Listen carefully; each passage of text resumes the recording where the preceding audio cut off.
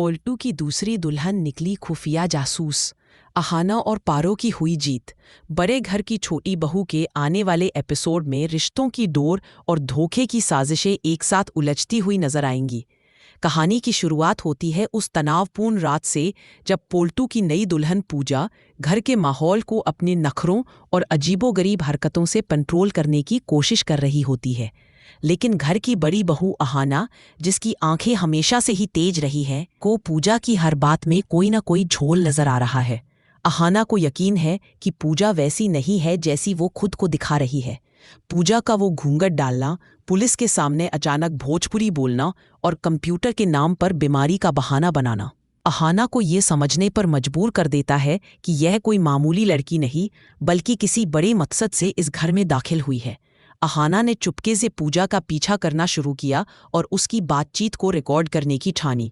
दूसरी तरफ पोल्टू, जो अपनी पहली पत्नी पारो को घर से निकालकर और उसे अपमानित करके अपनी नई गृहस्थी बसाने के सपने देख रहा था, उसे ये अंदाजा भी नहीं था कि उसने अपने गले में कितनी बड़ी मुसीबत बांध ली है। अहाना ने पारो को भी इस मिशन में अपने साथ शामिल किया, क्योंकि पारो को घर के हर कोने की जानकारी थी। रात के सन्नाटे में जब पूजा अपने कमरे से निकलकर एक गुप्त पेन ड्राइव लेकर कंप्यूटर के पास जाने की कोशिश करती है, तभी अहाना उसे रंगे हाथों पकड़ने का प्लान बनाती है। पूजा असल में एक अंतर्राष्ट्रीय जासूसी गिरोह की सदस्य है, जिसे इस बड़े व्यापारिक परिवार के कुछ सीक्रेट्स चुराने के लिए भेजा गया था। उसे लगा था कि वो अपनी भोली भाली हरकतों और अजीब अंधविश्वासों की बातों से सबको गुमराह कर देगी। उसने पोल्टू को भी अपनी उंगलियों पर नचाना शुरू कर दिया था, यहाँ तक कि उसे 6 महीने तक सन्यासियों की तरह रहने और खुद को न छूने की जो मनगढ़ंत कहानी सुनाई थी, वह केवल इसलिए थी ताकि वह अपना काम बिना किसी दखलंदाजी के पूरा कर सके। लेकिन अहाना ने उसकी इस चाल को भांप लिया था। अगली सुबह घर में एक बड़ा तमाशा होता है। अहाना पूरे परिवार को हॉल में इकट्ठा करती है और पारो के साथ मिलकर पूजा का असली चेहरा सबके सामने लाती है। अहाना एक वीडियो प्ले करती है जिसमें पूजा किसी अज्ञात व्यक्ति से फोन पर बात कर रही है और कह रही है कि काम बस होने ही वाला है और वह जल्द ही यहाँ से सारा डेटा लेकर उड़ जाएगी। यह देखकर पोल्टू के पैरों तले जमीन खिसक जाती है। अहाना पुलिस को भी बुला लेती है, जो पहले से ही एक स्पाई की तलाश में घर के चक्कर काट रहे थे। पुलिस इंस्पेक्टर बताते हैं कि पूजा का असली इशारे ऐसा मिलती है, नाम कुछ और है और वह कई बड़े परिवारों को इसी तरह ठग चुकी है और देश की गोपनीय जानकारी बाहर बेचती है।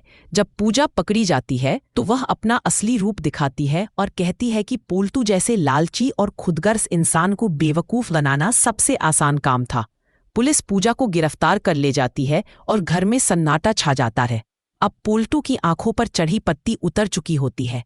उसे समझ आता है कि जिस अहाना और पारो को वह अपना दुश्मन मान रहा था, उन्हीं की सूझबूझ ने न केवल इस घर को एक बड़ी बदनामी से बचाया, बल्कि उसकी जान और संपत्ति की भी रक्षा की। पोल्टू को अपनी गलती का गहरा एहसास होता है।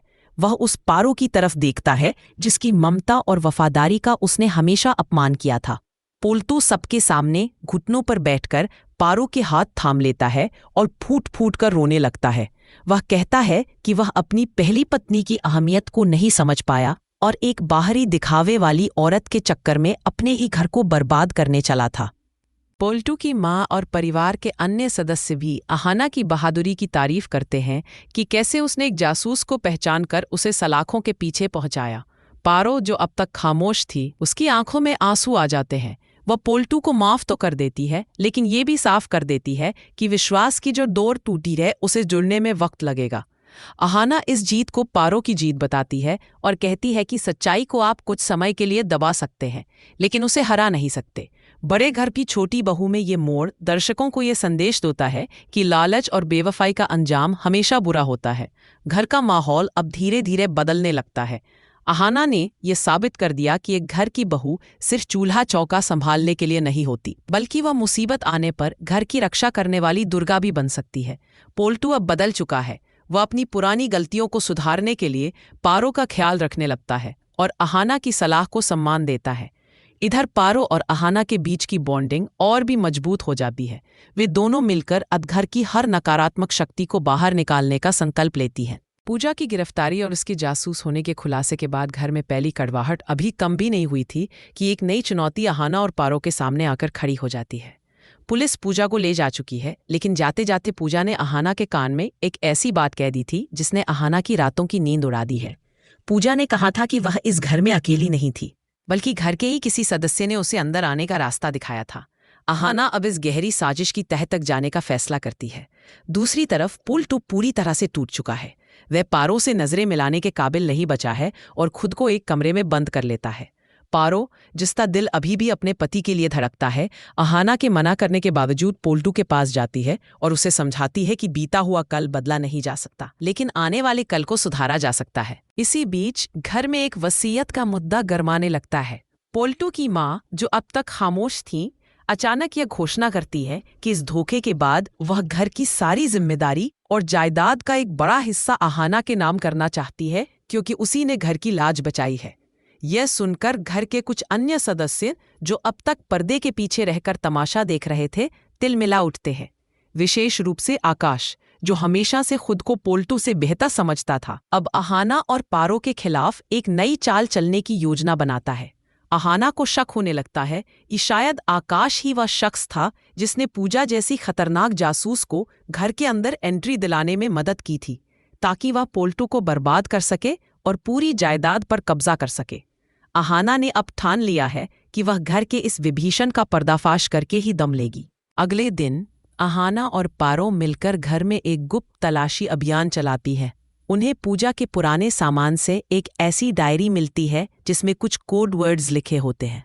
अहाना अपनी बुद्धिमत्ता का इस्तेमाल करते हुए उन कोड्स को डिकोड करती है और उसे पता चलता है कि पूजा का असली मकसद सिर्फ डेटा चुराना नहीं था, बल्कि वह घर के लॉकर से कुछ पुराने कागजात भी गायब करना चाहती थी, जो इस खानदान के एक पुराने रहस्य से जुड़े हैं। जब अहाना उन कागजातों तक पहुंचती है तो उसके होश उड़ जाते हैं। उन कागजों में यह लिखा था कि पोल्टू इस घर का असली वारिस नहीं है, बल्कि उसे गोद लिया गया था। यह सच अगर बाहर आ गया तो पोल्टू का वजूद ही खत्म हो जाएगा। अहाना को अब समझ आता है कि पूजा इसी सच के जरिए पोल्टू को ब्लैकमेल करने वाली थी।